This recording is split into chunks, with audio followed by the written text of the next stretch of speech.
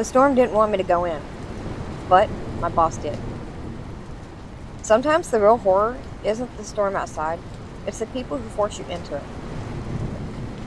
3 supercell storms had formed across the plains that morning, each one carrying the kind of energy that meteorologists whisper about on late-night emergency broadcasts. The kind of storms that split trees in half, flip semis like toys, and swallow entire highways into their floodwaters. But no one knew they would merge. Not yet. That morning, I stared at the radar with shaking hands.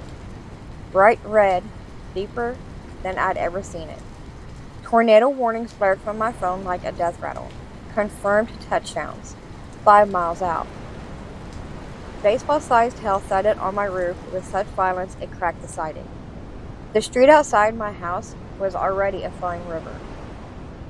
I live with functioning autism. I rely on routine, stability. I do everything I can to be a dependable person.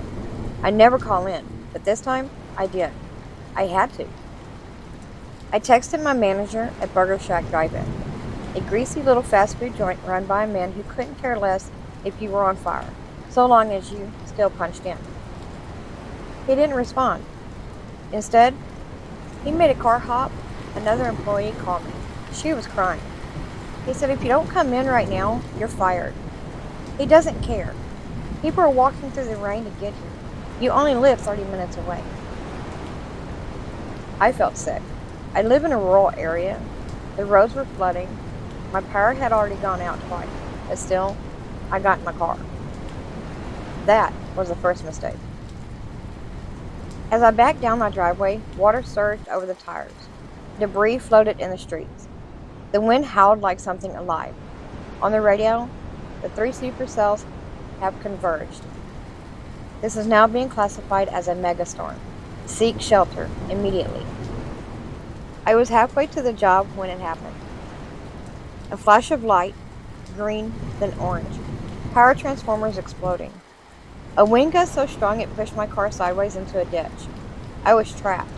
Water poured in from the bottom of the door. My hands trembled as I grabbed my phone and texted the only person who would understand. "Mom, I'm stuck. Please come." I did make it to work, hours late, soaked to the bone, barely functioning from the panic and overstimulation. I wasn't fired, but I was screamed at, humiliated. My mother came to pick me up that night, parking outside the building, engine running as she waited. That's when my manager came out, phone in hand, smirking. He called the police on her for loitering. A cop showed up in the storm. "Ma'am, we got a report of suspicious behavior. You'll need to move along."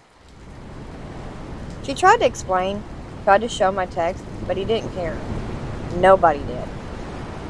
Not about the storm, not about the flooding, not about me. The megastorm claimed 6 lives in the county that night, but it spared me. I sometimes wonder, why? Maybe it wasn't mercy.